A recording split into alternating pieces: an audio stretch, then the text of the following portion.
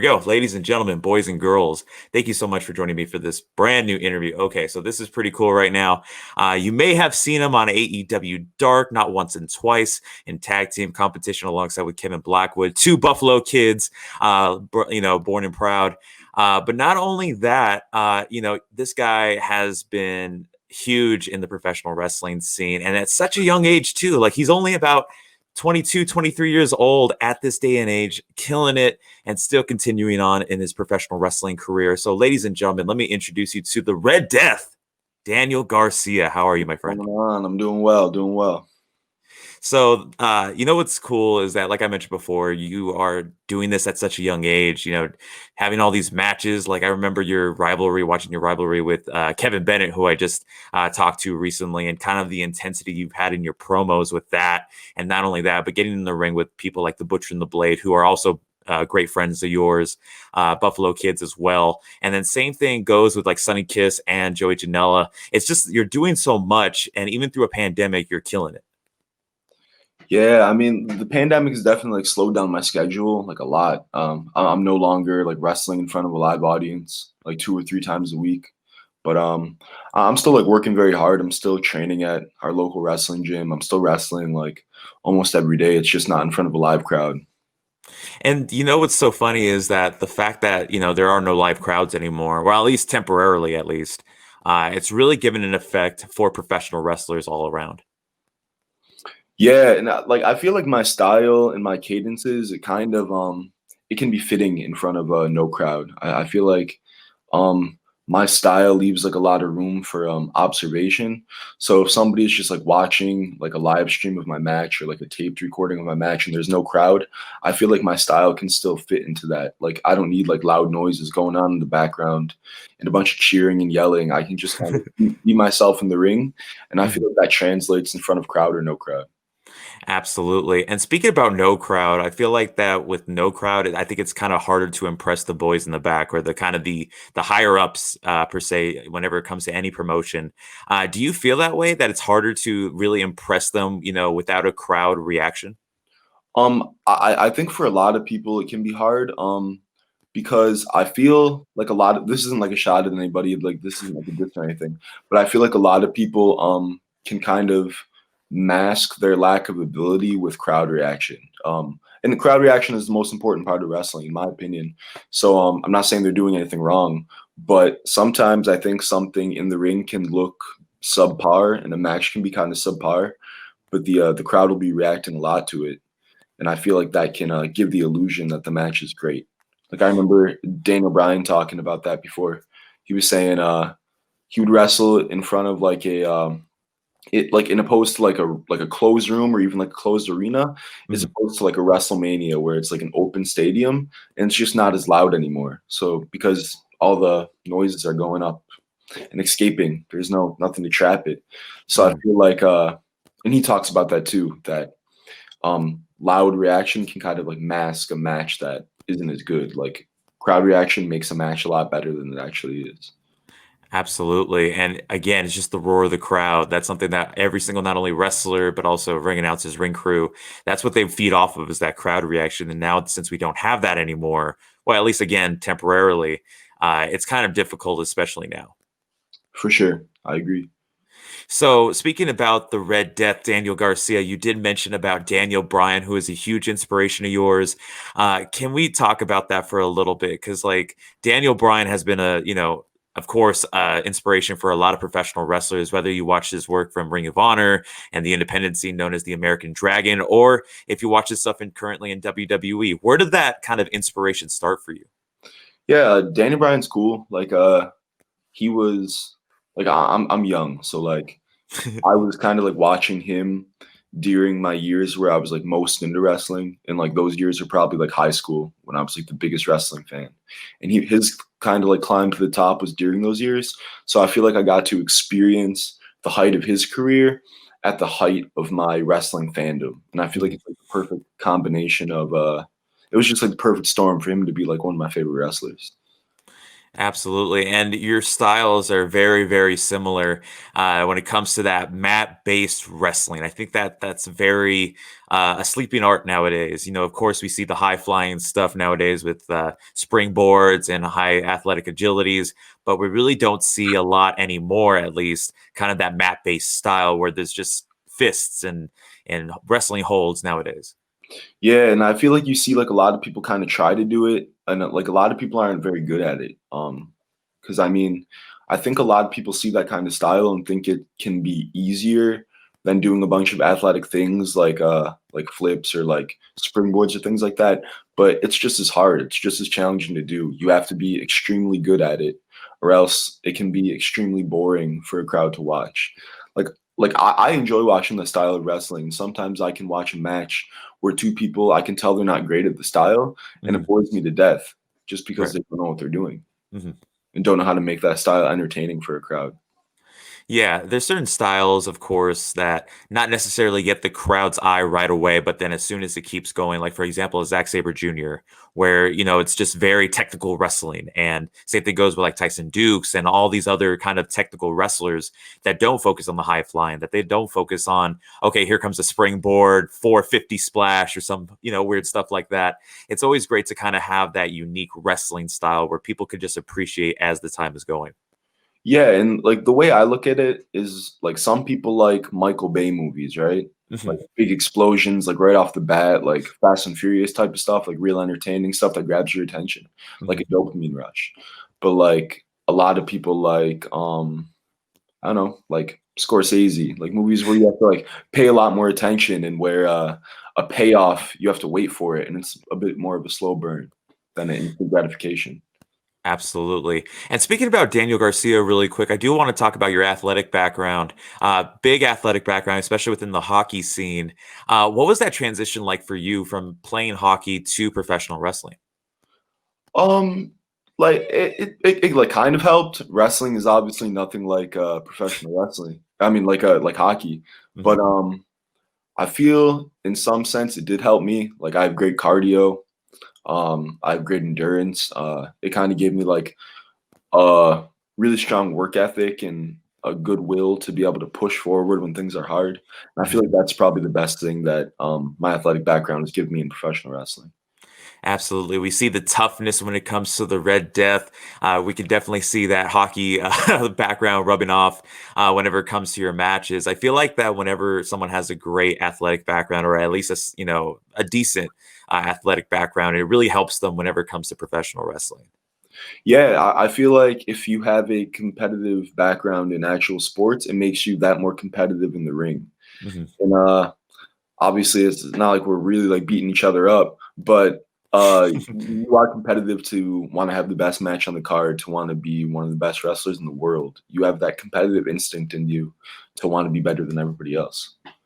Absolutely. And going backtracking to a little bit of Daniel Bryan, like I said, that is a huge inspiration of yours. Have you been able to take some of the things that you have learned by watching Daniel and kind of incorporating them into your own ring work? For sure, even if it's not specific moves or anything, you can pick up on little nuances and cadences from specific wrestlers that you like. Mhm. And then you can kind of pick and choose the things that you enjoy from different wrestlers and kind of piece it all together as like a mood board for like a mosaic to become the wrestler that you want to be. Yeah, and that's kind of a great art form, just like I mentioned before, of his style and just kind of applying it to today's wrestling environment. Of course, without fans, it's really truly something special to kind of bring a fan in that's watching from home, or if you're like AEW that watches all the way from the top of the nosebleeds. It's always Mhm. awesome kind of bringing them in like that. I agree. So another question that I do have is, of course you have your nickname, the Red Death. When I think of the Red Death, I think of the Mask of the Red Death by Edgar Allan Poe. Of course, a great, great poem. As a huge poet myself, what was kind of the inspiration for that nickname for you? It was actually a nickname given to me by Andy Williams, the butcher on AEW. I started training and I was kind of able to pick up some steam very quickly in wrestling. And I was Mhm. wearing like the brand Supreme. They have like a collab with like Louis Vuitton, and I was wearing the Louis Vuitton Supreme like red tights. I was wearing. Mhm. And I was like really skinny and pale, and I had like long hair, like in like my forehead and stuff, and it just like very non-intimidating. But I was wrestling a style that was very intense and very hard hitting. And I feel like he gave me the idea to do that nickname because of the tights, and also because it was kind of a weird juxtaposition of hearing this name, the Red Death, come out, and then all of a sudden, like 160-pound pale dude, like Scrawny dude, comes out. You know, it was kind of like when Daniel Bryan called himself the American Dragon. It's this intense Mhm. nickname for a pretty average-looking dude, and I feel like that's why he gave me that nickname to use. And I used it for a little bit, and it started to gain a lot of traction. And I was gonna ditch it when I came back from injury, but I feel like the name, it kind of took on like a life of its own to where people know me as that even more than they know me as Daniel Garcia. And I Mhm. feel like a lot of people will they'd like kill to have a nickname that is over. I don't like using that phrase, but that is over is Red Death. So I feel like I couldn't just throw it away and put it to waste. You know what I'm saying? Absolutely. And what I love too is that I feel like you're kind of paying homage also to Taz in a sense too, because he does have that kind of towel over his head or whatever Yeah. that's, that thing is on top of his head. And then you just come in, take it off, and that's what the Red Death is. So I really like the kind of the paying homage to Taz. Yeah, and like I always liked how you can associate certain colors of different wrestlers. Like Kobashi had orange, Misawa had green, Kawada had yellow, Taz had orange. Like even like Triple H, like that light green color. I always enjoyed how wrestlers have like certain colors associated with them. And I feel like, man, that'd be cool to wear. If like a wrestler is wearing red on a card and I'm on the same card, like people might subconsciously think of me, you know? Yeah, it's always cool having that color stand out to a professional wrestler. Of course, like we mentioned before, just like Triple H with green, light green, and stuff like that. It's always great to have that standout color. Yeah, it reminds me of a sporting uniform, like a soccer jersey, you know? Absolutely. And speaking about sporting fields, one thing I do want to mention as well is before you made your appearance on AEW Dark, you did make an appearance on 205 Live 2 years ago when you did go one on one with Drew Gulak. And one thing that I kind of was interested about was the fact that this was your WWE appearance and the fact that you were working with Drew, who was really hot at the time. It was truly something special to work with another professional technical wrestler. That was a really cool experience. When I first broke into wrestling, Drew Gulak was somebody who I really admired. Um, Watching his stuff in Evolve, early Evolve, just doing like really cool things. But by the time I started to pick up a little bit of steam and really broke out, he was already signed. So I figured, oh, there goes my opportunity. I won't be able to wrestle him for a very long time. And Mhm. then when the opportunity came for 205 Live, and I found out I was wrestling Drew, I was like, oh, like it's crazy how things work out, you know? Right. And just just the way that your guys' styles so match up, it's truly something special to having that art of technical wrestling come back again. Yeah, maybe one day we'll actually get to have a longer match where I'm not just getting dumped on my head and getting my head ripped off in a dragon sleeper.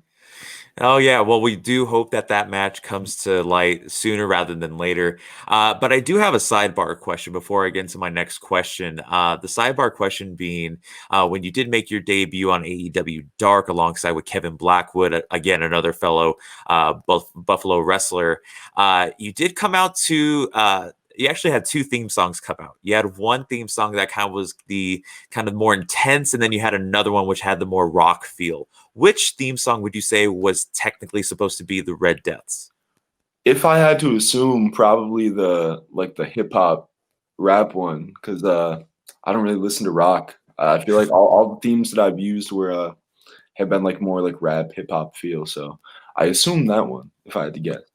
Because both were awesome, but I was as a fan, I was like, because usually AEW tries to kind of throw us off with some theme songs, and they just throw a different one the next week, and I'm like, which one is it? Yeah, I think probably the hip hop one would be mine.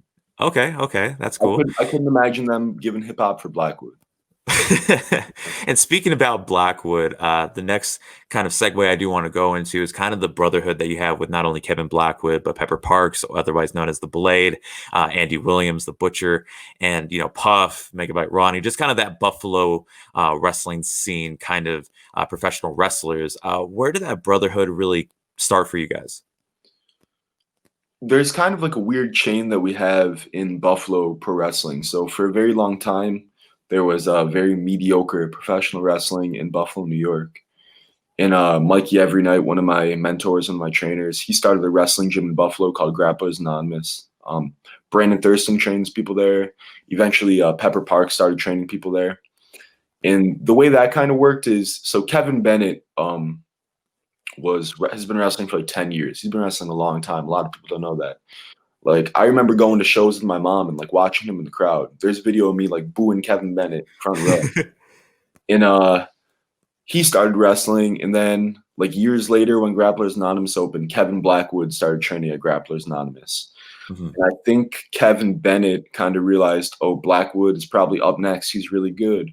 So he kind of gave Blackwood the cosign that they started going to shows together, like Smash Wrestling and stuff like that. And then I started training, and Blackwood realized, oh, Garcia's up next. He's pretty good. So I started going to shows with him. And then Puff started training, and I was like, oh, he's up next. He's pretty good. He started coming to shows with us. So it was kind of like a non-stop cycle of like who's up next man up mentality, like 6 man, like check in. Oh, this guy's next. He's gonna be good. Hey, come with us. Hey, this guy's next. He's gonna be good. Come with us. And that's kind of how it grew. Eventually, we're going to shows together every weekend. We're training. We're hanging out outside of wrestling, and that's kind of how the brotherhood developed. And we were just able to become brothers.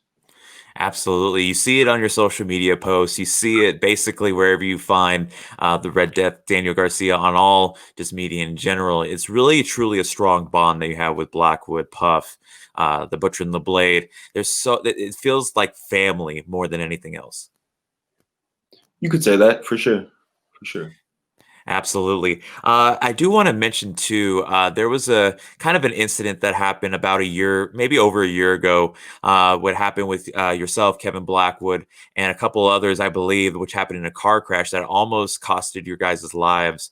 Can you talk about kind of the impact that that had, not on just your lives, but also your professional wrestling career? Yeah, we were in a car accident where it was me, Kevin Bennett, Puff, and Kevin Blackwood. We were on our way home from a show in Montreal, FLQ Wrestling, a drive that we've done like a ton of times. Like we were driving like every weekend at that point, like nothing new to us. And just on the way home, we slid on black ice. We crashed into a side guardrail on the road that like cut the car in half, basically. And I broke both of my legs, and Blackwood, I think, broke like both of his ankles, had some damage on his head too. And I was in the hospital for like 2 weeks. And yeah, like scary moment, of course. I'm very fortunate to be living. Like it definitely put me in a mind state to where I'm very grateful to be alive. I feel like I cherish everything a lot more now. At that point in my life, I feel like I was going 100 miles per hour. I was going nonstop with like work, wrestling, school. And I feel maybe I wasn't doing my best to take in like the little things in life. And I feel like now I'm a lot better at doing that. And I want to make every moment count. And I feel like I slowed down a bit, but in a good way, if that makes sense. Absolutely. It's always great to have a good, mindset and a positive, optimistic mindset as well. So we do want to wish you the best, and we're so glad that you're still with us today. Appreciate it. Appreciate it. So another thing that, of course, the Red Death, Daniel Garcia is also famous for is like the name you mentioned, Kevin Bennett, the rivalry you guys had on there as well. We had the rapper, actual wrestler, actual dad facing off against the Red Death, and that rivalry in particular was so intense. I think because there was so much really great and in-depth promos that were being produced by both of you. So, can you talk about what it was like, kind of working with Bennett and kind of making this rivalry potentially one of your best? Bennett's definitely one of my favorite opponents. He's a phenomenal wrestler. He's really easy to work off of because he's so good. And I feel like my rivalry with Bennett kind of came at a like really good time in my wrestling career to where um I was kind of coming up, and then ESW, Empire State Wrestling, is a local promotion like near Buffalo area, and Mhm. Smash Wrestling at the same time. I kind of got put into a feud with him in both companies, and I feel like it was just like two young guys wanting to prove something, wanting to prove to the rest of the locker room that they're like the best wrestlers on the roster by far.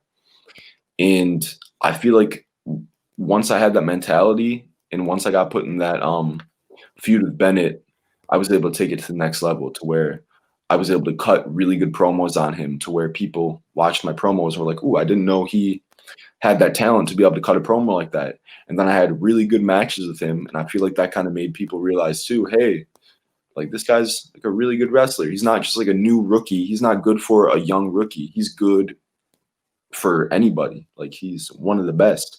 And I feel like that feud was able to fast track my projection of that onto people.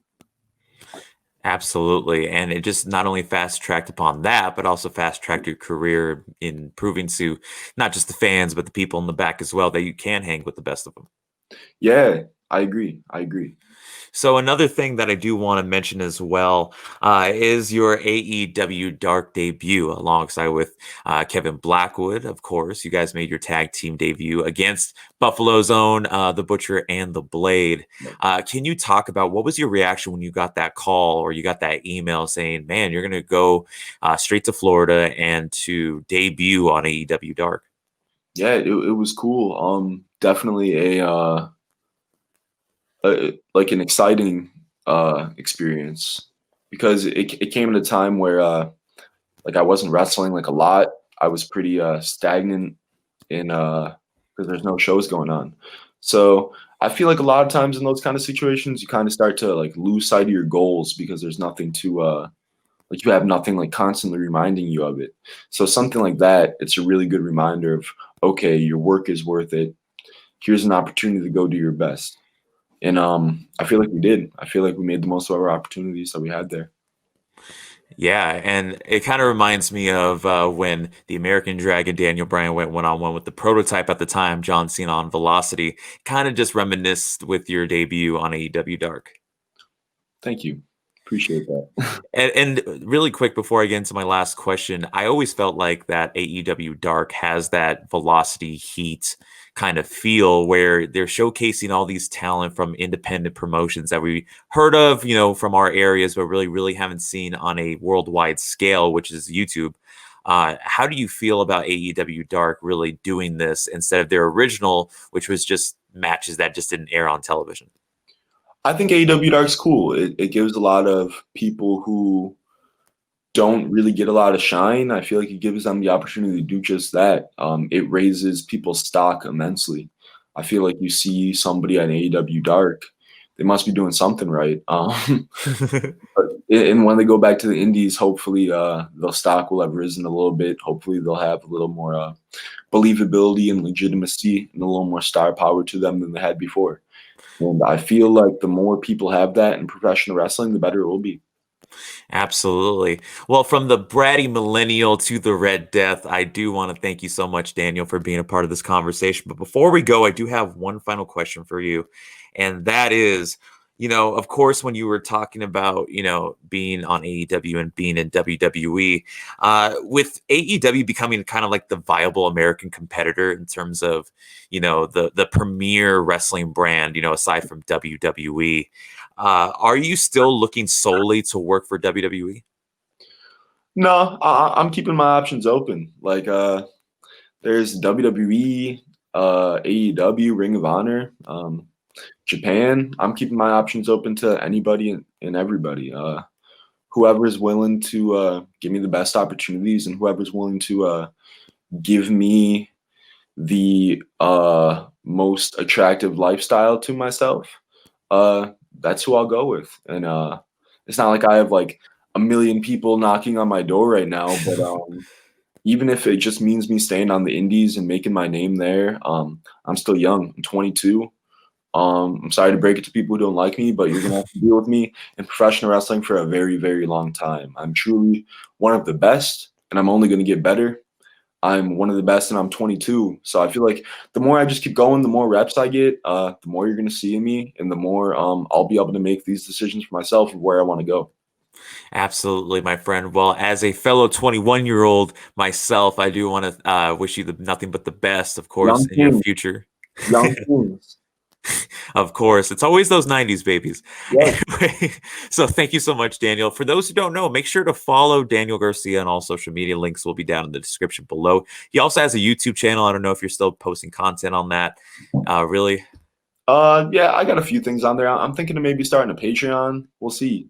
Ooh, okay. So he's starting that Patreon. Make sure it's exclusive here, exclusive. And make sure also if if you type in the search bar for YouTube or Google on Daniel Garcia or just the Red Death, you will immediately find this person automatically. So make sure you guys show the support, show the love, and for coming from me, Sock Monkey Mike, I do appreciate you once again for being on. And until we meet again, I will see you guys in the next interview. Boom. Yes, sir.